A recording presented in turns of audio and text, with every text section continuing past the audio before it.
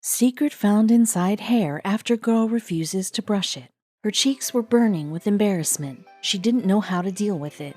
This had never happened to her before, and the boy was making things worse. The nurse called for help as everyone gathered around her, their eyes glued to her hair. The principal rushed to phone her dad. She watched the chaos unfold before her eyes and wondered if things were really as bad as they were making it seem. Hannah Combs was just an ordinary teen, enjoying life in Harker Heights, Texas, a town where everyone knew each other. She was 15 and looking forward to starting school after the summer vacation. Other kids had cautioned her that high school could be tough and that her school, in particular, had a culture of bullying freshmen. But Hannah wasn't worried. She was a people's person. Surely everyone would love her. All summer long, Hannah had been dreaming about her first romantic encounter with a boy. She couldn't wait for that magical first kiss, but she knew how teen boys could be. They could think she was too plain or nerdy, or find something to poke fun at. Just a week ago, one of her friends had related how a girl at her school had been mercilessly teased for having lice. However, Hannah thought she could handle anything. She wanted to do something to get the guy's attention. She thought her hair was her best feature. Indeed, it was the only thing she liked about herself, if she was honest. After binging on old Marilyn Monroe movies during the summer, Hannah decided to get blonde highlights. The hairstylist seemed to agree that it was a great idea. She even gave Hannah some tips on keeping her locks healthy and advice for dealing with the super lice outbreak. In the weeks before school would begin, Hannah kept admiring her hair in the mirror, and she felt awesome. Even her best friend Betsy said she looked amazing. The boys wouldn't know what hit them. She spent the whole week getting her outfits ready, checking which clothes would best set off her new hair color. Nothing was going to spoil the first day of her freshman year. 2 weeks went by without a hitch, but also without any attention from the guys. There was just no excitement to write home about. Hannah and Betsy walked up and down the corridors during break time, scoping out any hopefuls. It was probably too early to expect something to happen, she thought. The two girls were standing and chatting outside the school one day when suddenly some rat-faced boy came up behind them and completely messed up Hannah's hair. "Ew, gross," he shouted and laughed out loud. "Bet you think you look great now, loser." What had that been all about? Who would do something like that? Why had the guy been so mean? Hannah tried to hold back the tears, but soon it just hurt too much. By then, everyone around them was beginning to stare and point at Hannah. Was her hair that bad? She made such an effort to make it beautiful, and now this. She asked Betsy to have a look. "You'll have to go to the school nurse now." Hannah thought her scalp was beginning to feel strange, so she agreed to see the nurse. On the way there, Betsy kept telling her not to touch her hair. Why was this happening? As Hannah entered the nurse's office, she was taken aback by the nurse's reaction. "Come here, darling, just sit down. Everything's going to be fine. We'll sort it out." Now Hannah was beginning to get scared. The nurse shouted at Betsy to fetch the principal. When he arrived, he immediately knew he'd have to phone Hannah's parents. He'd never seen such a sight before. When Hannah's dad, Christian, arrived, he was furious. He saw his daughter sitting there with tears streaming down her face and looked at everyone in the room, absolutely incredulous. He was an ex-soldier, and he wasn't going to stand for this. The more he looked at Hannah, the more his blood began to boil. Whoever did this was going to pay. Christian demanded to know what was going on, but Hannah couldn't even stop crying long enough to speak. She wasn't just sad about her head, but also disappointed that she had been so boy crazy and even gone so far as to change her hairstyle. She should have known how immature and mean the boys her age were. She was mortified. Christian, who was becoming angrier by the minute, began to yell. Who was responsible for this? And why hadn't they taken his daughter to the hospital yet? "I'm calling 911, Christian threatened, but he was met with a terse "take that attitude elsewhere" from the principal's assistant. He glared back at her in disbelief. Now it was war. After her dad had taken Hannah to the emergency ward, he called the media. It was unbelievable to him that the school refused to reprimand the bully. He demanded that the Killeen Independent School District Police file assault charges.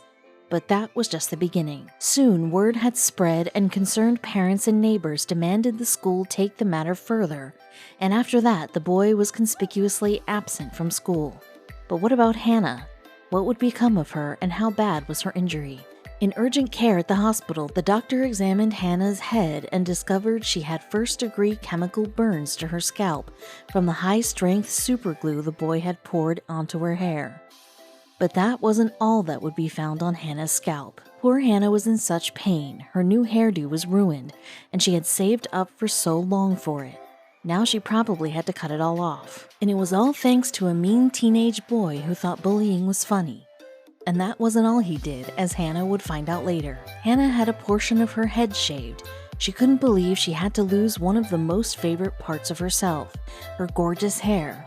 But she resolved to make the best of the situation. It was a mindset she'd need to maintain to deal with what was waiting for her just around the corner. Weeks later, even though the burns had mostly healed, sometimes it still felt like her head was crawling with millions of little creatures.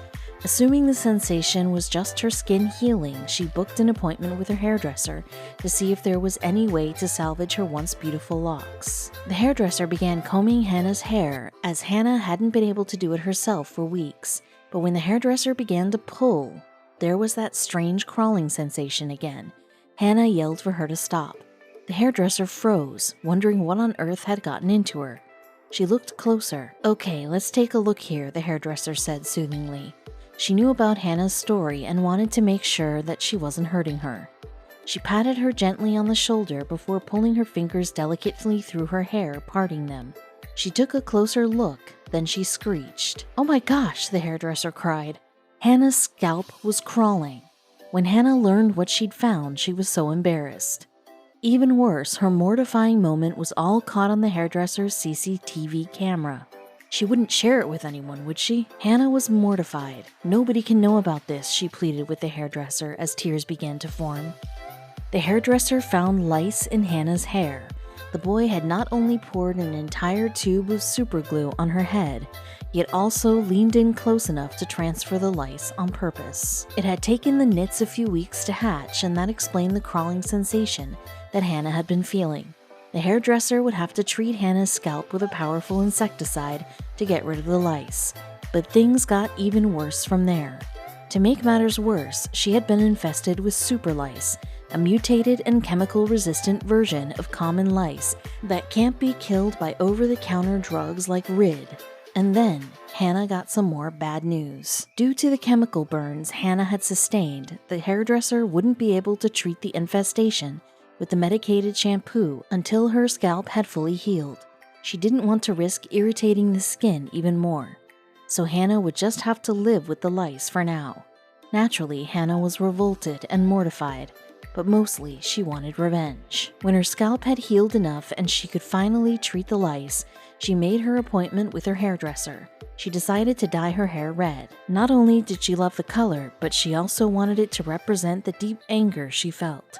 She was still planning to make that bully pay. Hannah wasn't going to do it for herself. She wanted to take a stand for every kid out there who had experienced bullying.